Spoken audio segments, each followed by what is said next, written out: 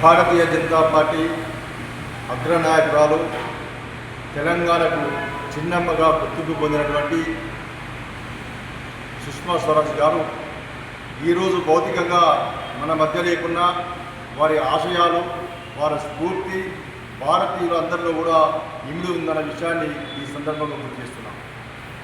తెలంగాణలో భారతీయ జనతా పార్టీకి ఒక ఎంపీ లేకుండా తెలంగాణ రాష్ట్రం విస్తృతంగా ఉద్యమం నడుస్తున్న సమయంలో తెలంగాణ గొంతును, ముక్కోటి తెలంగాణ గొంతును పార్లమెంటు గట్టిగా వినిపించి కాంగ్రెస్ పార్టీ మెడలు పంచి తెలంగాణ బిల్లును ప్రవేశపెట్టించి ఆ బిల్లును పాస్ అయ్యే విధంగా తెలంగాణ తీసుకురావడంలో కీలక పాత్ర వహించడానికి తెలంగాణ చిన్నమ్మ సుష్మా స్వరాజ్ గారు.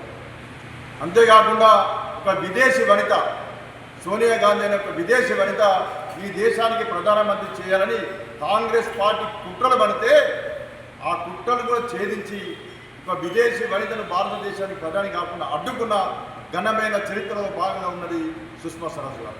అలాంటి సుష్మా స్వరాజ్ గారిని ఈ తెలంగాణ ప్రజలు, భారతదేశ ప్రజలు కూడా ఆదర్శం తీసుకొని వారి ఆశయాలను కొనసాగిస్తూ మేము భారతీయ జనతా పార్టీ కార్యకర్తల మందరం కూడా ఆమె ఘనంగా నివాళులు అర్పిస్తున్నాం. భారత్ మాతకి జై.